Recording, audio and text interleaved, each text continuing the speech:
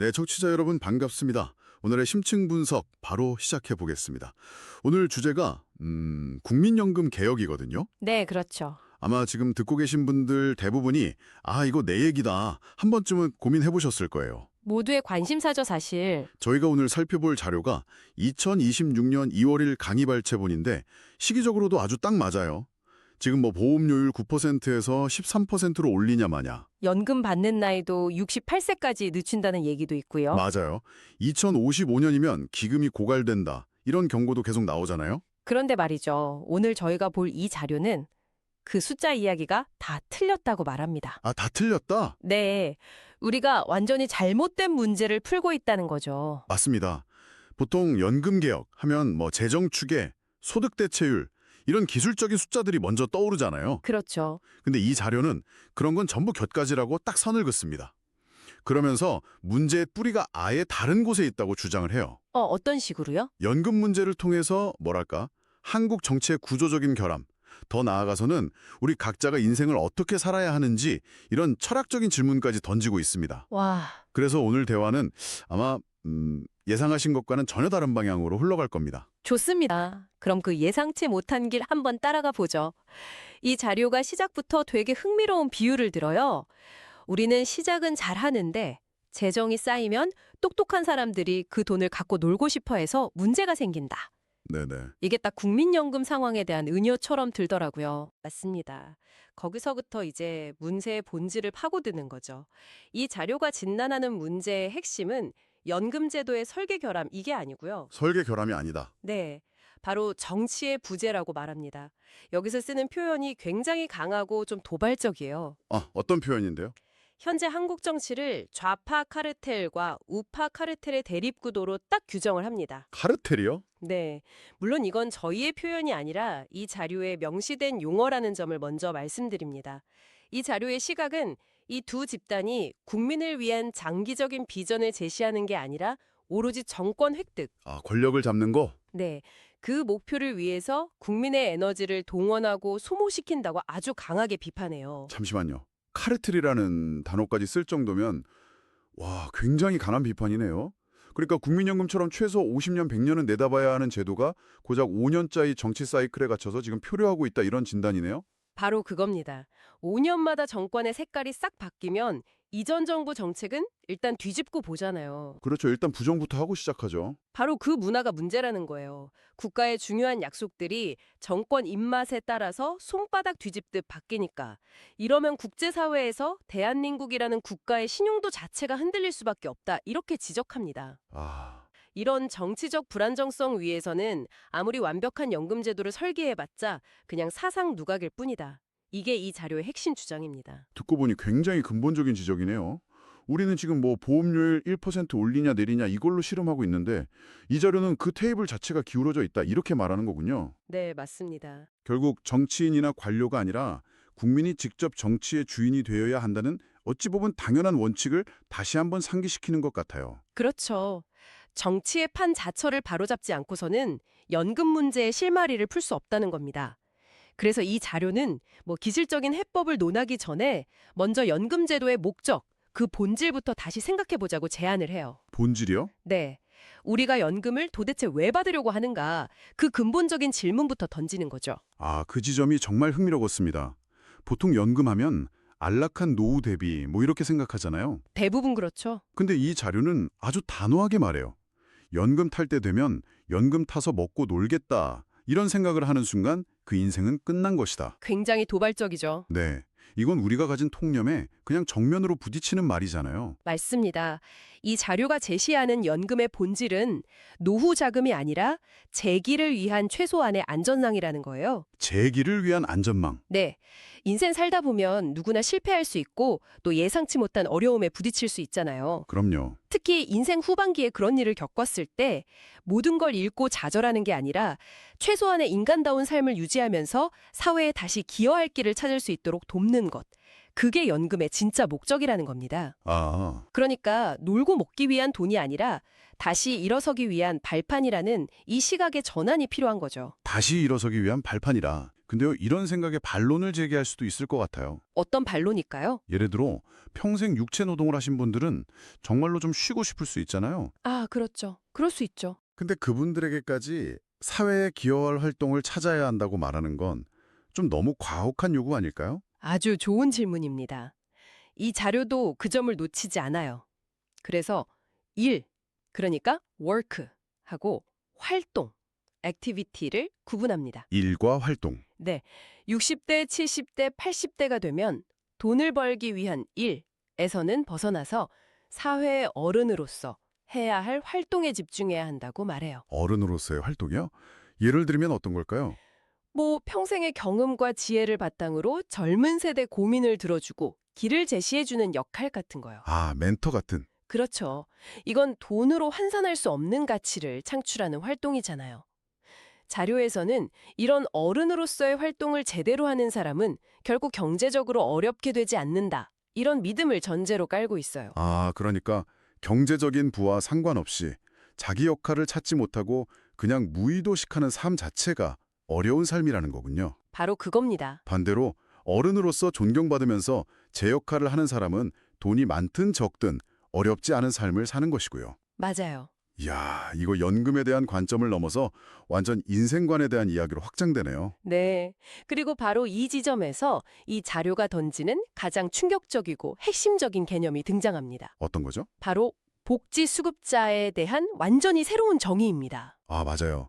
저도 그 부분을 읽고 정말 머리를 한 대 맞은 것 같았습니다. 이 자료에 따르면 대학교 교수, 경찰 간부, 대기업 총수, 심지어 인기 연예인까지 전부 100% 복지 수급자일 수 있다. 이렇게 주장을 하죠. 그렇죠. 아니, 이게 도대체 무슨 뜻입니까? 상식적으로는 전혀 이해가 안 되는데요. 그렇죠. 우리의 상식을 완전히 뒤엎는 주장입니다. 이 자료가 정의하는 복지수급자의 기준은 소득이나 재산이 아니에요. 돈이 아니면요. 딱 하나. 내 인생이 내 멋대로 안 되는 상태입니다. 내 멋대로 안 되는 상태. 네.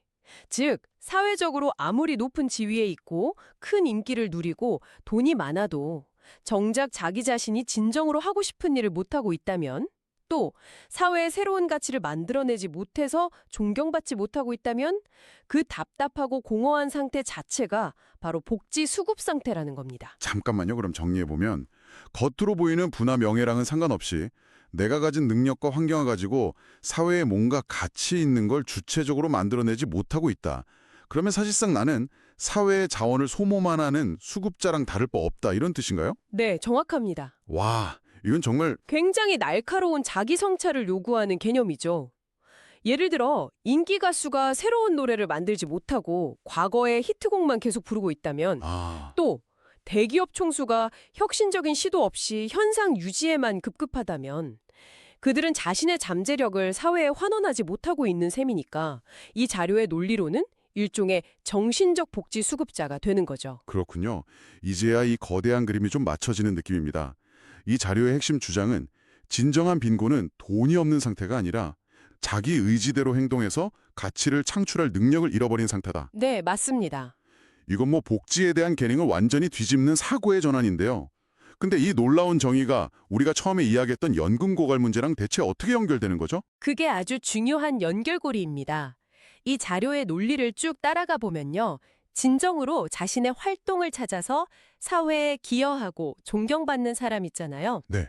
그런 사람은 연금을 얼마 받는지에 대해 크게 신경 쓰지 않을 거라는 결론에 이르게 돼요. 아, 왜죠? 왜냐하면 그의 삶은 연금 수령액에 좌우될 만큼 그렇게 얄팍하지가 않고 또 그의 활동 자체가 그에게 필요한 환경을 만들어줄 것이기 때문이죠. 아, 그럴 수 있겠네요. 반대로 나는 연금을 꼭 파야겠다고 생각하는 것 자체가 아직 내 사회적 역할을 찾지 못했다는 방증이라는 거예요. 그렇군요. 만약 사회 구성원 다수가 이런 정신적 복지 수급자 상태에서 벗어나서 각자의 역할을 찾는다면 연금 기금에 대한 재정적 압박 역시 자연스럽게 줄어들 것이다. 이게 이 자료가 암시하는 바입니다. 와, 정말 대담한 주장이네요. 연금 재정 문제를 해결하려면 개인의 삶의 목적부터 바로 세워야 한다. 이런 이야기니까요. 그렇죠. 그렇다면 이 자료가 제시하는 구체적인 해법은 뭔가요? 설마 뭐 모두가 돌을 닦아서 어른이 됩시다. 이런 추상적인 이야기는 아니겠죠? 다행히 그렇지는 않습니다. 아주 독특하지만 구체적인 해법을 제시해요. 먼저 자연의 이치라는 개념을 가져오는데요. 자연의 이치요? 네, 조금 비과학적으로 들릴 수도 있습니다. 예를 들어 어떤 사람이 충분히 살만한데도 연금 300만 원을 더 받으려고 욕심을 부리면 자연은 다른 경로로 들어올 300만 원을 막는데요. 막는다고요? 네, 혹은 사고나 사기 같은 사건을 통해서 정확히 그만큼의 돈을 다시 빼앗아 간다는 겁니다. 일종의 에너지 총량 보존의 법칙이나 뭐 인생 대차대조표 같은 느낌이네요. 맞습니다. 한쪽에서 부당하게 이득을 보면 다른 쪽에서 반드시 손해가 발생해서 결국 쌤쌤이 된다는 거죠. 솔직히 정책이라기보다는 좀 철학에 가까운 이야기처럼 들리는데요. 네, 그 철학을 바탕으로 현실적인 제안을 합니다. 첫째, 경제적으로 여유가 있는 사람들은 나는 지금 연금을 받지 않겠습니다 라고 선언하고 서명할 줄 아는 용기가 필요하다는 겁니다. 아, 이타적인 양보를 촉구하는 거군요. 그렇죠. 네, 그렇게 모인 재원은 정말로 도움이 필요한 사람들, 그러니까 경제적 어려움 때문에 재기의 발판을 마련하지 못하는 사람들에게 집중적으로 써야 한다고 주장합니다. 그런데 그렇게 모인 돈을 어떻게 나눠주는가도 굉장히 중요한 문제잖아요. 물론이죠. 누구를 얼마나 도와줄 것인가? 이건 뭐 언제나 논쟁의 중심에 있었던 문제인데요. 맞습니다. 그래서 이 자료는 아주 구체적인 원칙을 제시해요. 어려운 사람을 도울 때 생계에 필요한 비용의 최대 70%까지만 지원해야 하는 70%의 법칙입니다. 70%요? 왜 100이 아니고요? 100%를 다 지원해주면 그 사람이 스스로 일어서려는 의지를 잃고 나태해지기 쉽다는 거죠. 아, 나머지 30%는 반드시 자기 노력으로 채우게 만들어야만 자립의지를 키우고 진정한 재기에 성공할 수 있다. 이런 주장입니다. 70%라는 숫자가 흥미롭네요.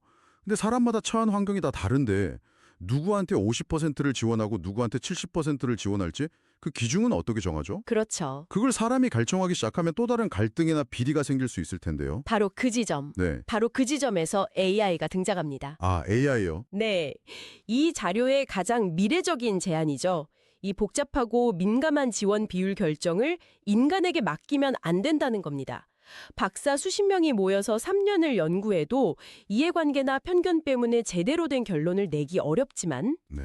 AI에게 방대한 데이터를 주고 분석하면 단 1시간 만에 가장 객관적이고 효율적인 맞춤형 지원 비율을 산출해낼 수 있다는 거예요. 인간의 주관적인 판단이나 감정, 뭐 정치적 이해관계를 싹 배제하고 오직 데이터에 기반해서 가장 공정한 복지 시스템을 설계하자 이런 아이디어군요. 네, 맞습니다.